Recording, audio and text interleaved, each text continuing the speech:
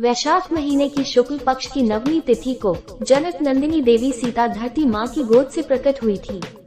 इसीलिए इस तिथि को जानकी नवमी और सीता नवमी के नाम से जाना जाता है। देवी सीता को माँ लक्ष्मी का भूमि अवतार माना जाता है। भूमि से उत्पन्न होने के कारण उन्हें भूमातंजा और राजा जनक की पुत्री होने से उन्हें जानकी भी कहा जाता है। लेकिन देवी सीता को शैशवकाल में ही धरती की गोद में एक स्वर्ण कलश में किसने रखा था? कौन थे उनके माता पिता? उनके जन्म से जुड़ी उन पौराणिक कथाओं पर बात करें तो वे अपने आप में कई रहस्यों से भरी है। माँ सीता के बारे में वाल्मीकि रामायण और कई अन्य ग्रंथों में जो उल्लेख मिलता है, उसके अनुसार मिथिला के राजा जनक के राज्य में कई वर्षों से वर्षा नहीं हो रही थी। इससे चिंतित होकर राजा जनक ने जब ऋषि मुनियों से सलाह ली तो उन्होंने उपाय के रूप में बताया कि जब महाराज जनक स्वयं हल चलाएं तो इंद्रदेव प्रसन्न होंगे और उनकी कृपा से वर्षा हो सकती है। मान्यता है कि बिहार स्थित सीतामढ़ी का पुनौर गांव वह स्थान है जहां राजा जनक ने हल चलाई थी। तब हल चलाते समय हल एक धातु से टकराकर अटक गया। उसके बाद राजा जनक ने उस स्थान की खुदाई का आदेश दिया। कहा जाता है कि उस स्थान से एक कलश निकला जिसमें एक दिव्य सुंदर सी नवजात कन्या थी। चूंकि राजा जनक निसंतान थे, इसलिए उन्होंने कन्या को ईश्वर की कृपा मानकर पुत्री बना लिया और राजमहल ले आए। हल का फल अर्थात सीत से टकराने के कारण कलश से कन्या प्रकट हुई थी, इसलिए कन्या का नाम सीता रखा गया। ब्रह्मावैवर्त पुराण में वर्णित तथ्यों के आधार पर कहते हैं कि रावण के अंत के पीछे सबसे बड़ी वजह भगवान विष्णु की उपासक वेदवती थी, जो देवी सीता के रूप में दोबारा जन्म ली थी। वेदवती के बारे में बड़ा ही रोचक प्रसंग पुराणों में वर्णित है, जिसके अनुसार कहा जाता है कि वेदवती बेहद सुंदर, सुशील और धार्मिक प्रवृत्ति की कन्या थी।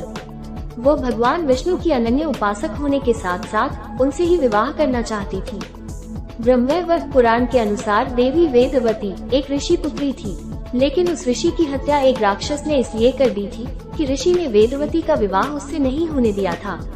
उसके बाद वेदवती श्री विष्णु के सानिध्य की कामना लिए सांसारिक जीवन छोड़ जंगल में कुटिया बनाकर तपस्या में लीन हो गई। इसी दौरान एक दिन जब रावण हिमालय का भ्रमण करते हुए ऋषि कन्या वेदवती को देखा तो मोहित हो गया। फिर रावण ने शुरू में वेदवती को बहकाने की बहुत कोशिश की और उनके नहीं मानने पर बल का भी प्रयोग करने लगा।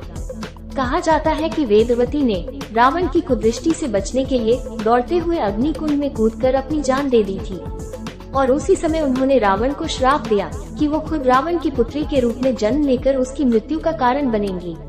उसके बाद वही वेदवती अगले जन्म में एक कन्या के रूप में जन्मी और रावण के विनाश का कारण बनी। दूसरी ओर अद्भुत रामायण में उल्लेख है कि गृत्समर्द नामक ब्राह्मण ने लक्ष्मी को पुत्री रूप में पाने की कामना से प्रतिदिन एक कलश में कुश के अग्रभाग से मंत्रोच्चारण के साथ दूध की बूंदें डालता था। उस समय सभी ऋषि मुनि रावण के अत्याचार से बहुत त्रस्त रहते थे। एक दिन जब वे ब्राह्मण कहीं बाहर गए थे, तब रावण उनकी कुटिया में आया और वहां मौजूद अन्य ऋषियों को मारकर उनका रक्त उसी कलश में भर लिया।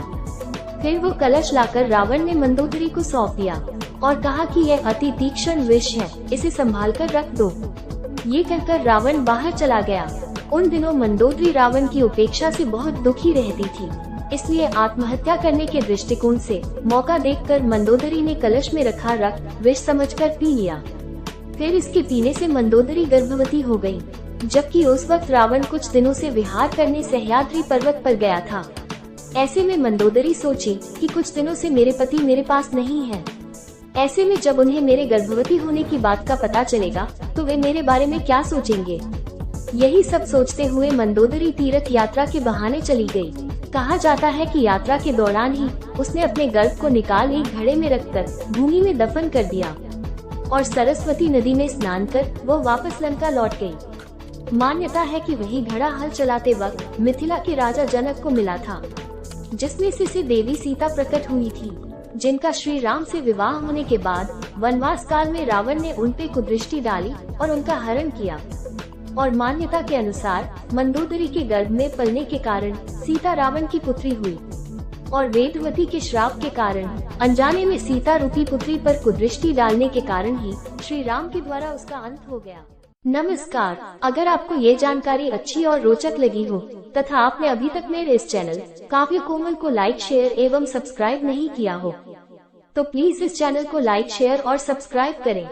आपके इन्हीं प्रोत्साहन से हम आगे भी अधिक से अधिक अनोखी एवं प्रासंगिक जानकारी आपके समक्ष लेकर उपस्थित होते रहेंगे। धन्यवाद।